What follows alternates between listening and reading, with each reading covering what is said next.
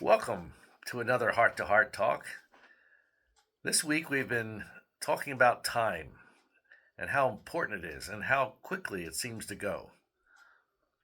We left off in the last segment with the question, are you managing your time or is your time managing you? Well, hi, I'm John Kuert, interim pastor at Alpha Assembly in Clarion, Pennsylvania. And it's great to have you for another heart to heart talk. And I think this has been profitable this week as we've looked at time and how important it is and how quickly it goes. It's just absolutely amazing that we are here already, September the 26th. Yesterday I said to my wife, 3 weeks or 3 months from Christmas. It's amazing. Well, anyway,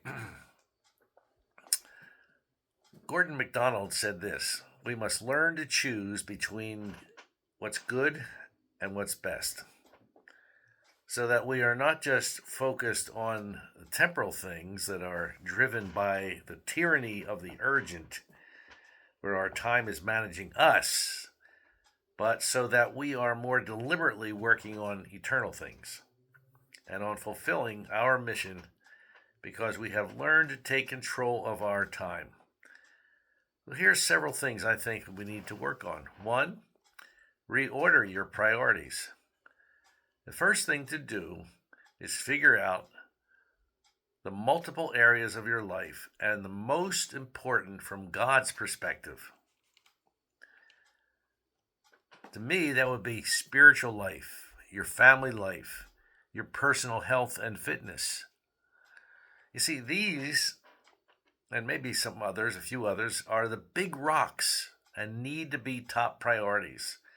The problem with us is all too often we have too many priorities, and most of them are really not the right priorities from God's perspective, which make our lives so busy and so hectic and actually put us on overload and ready to shut down mode. John Maxwell, in his book Developing the Leader Within You, tells why animal trainers say that the most important tool of the lion or tiger trainer is not a whip or a gun, but rather a chair. When he thrusts the legs of the chair toward the face of the wild animal, it tries to focus on all four legs at once. And what happens is that the animal is overwhelmed with a kind of paralysis and becomes tame, weak, disabled, because its attention is fragmented.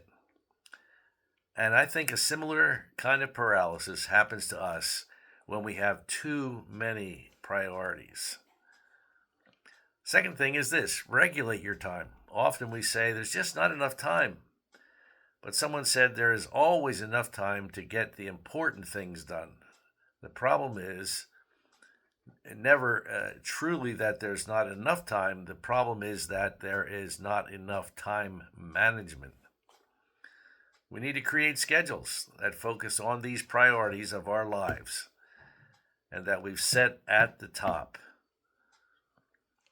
Third thing is refuse to be stressed.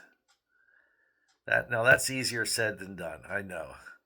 But it's a scriptural mandate.